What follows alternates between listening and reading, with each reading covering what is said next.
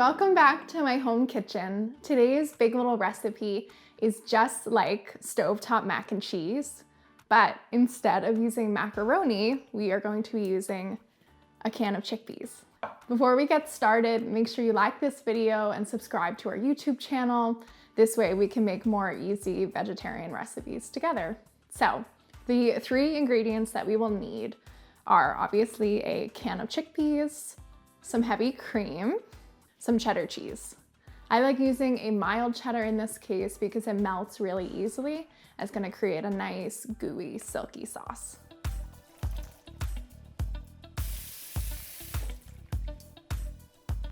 I'm just drying off the chickpeas. We are actually going to be using these two ways in this recipe. So the first way is acting like the macaroni in a stovetop mac and cheese. The second way is acting like the crispy breadcrumbs on top. So to do that, we are gonna measure out a 1/4 cup, thank you, of chickpeas. So just like enough for a tiny little crunchy bit on top of each bowl. And I'm gonna give these a rough chop. So you want them to be super dry because we're just gonna be crisping them in a little bit of oil. And if there's any water left over, it's gonna be like splattering all over the place and it'll just make things a little bit messier. So I'm gonna make sure they're really dry.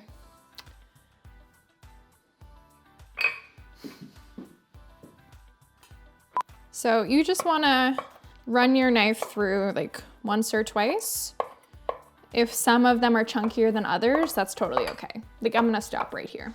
So I'm turning on the heat to medium over like a pretty tiny non-stick skillet. Any neutral cooking oil that you use will work. You just want like a layer, a thin layer to coat the bottom. And then when this gets hot, we are going to add in our chickpea crumbs. Woo!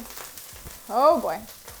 So once we add the chickpeas, just do a little pinch of salt and a pepper. This way they're nice and seasoned.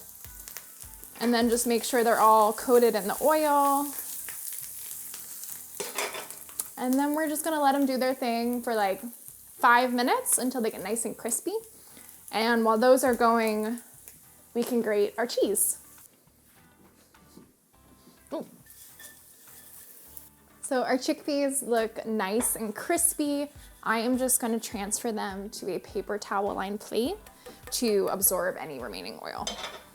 Now that our chickpea crispies are all ready, I am going to make the sauce, and this truly just takes like 2 shakes of a lamb's tail, the blink of an eye.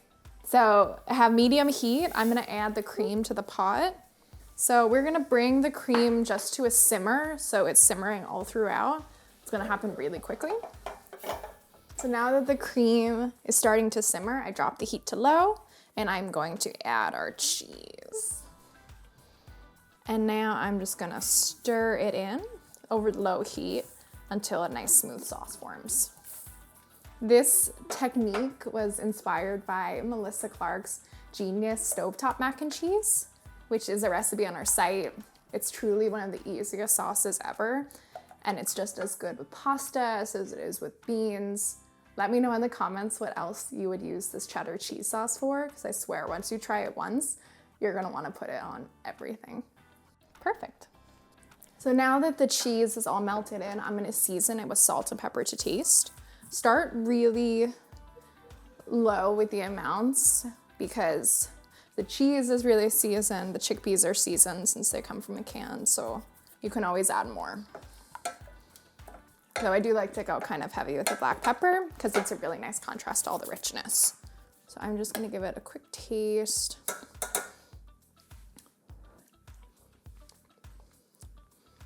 It's really good. It's really good. Okay, so at this point, we're gonna add our chickpeas. You'll notice the sauce is really thin because it's still on the heat. Let's see. But once you put it in the bowl, it's gonna thicken up really quickly. So it's good that it's a little thin to start.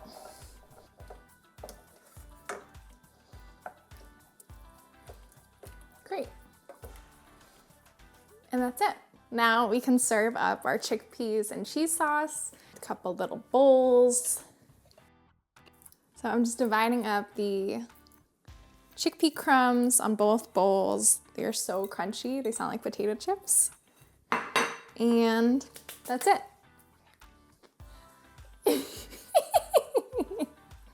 This is our chickpeas and cheddar sauce with chickpea crispies.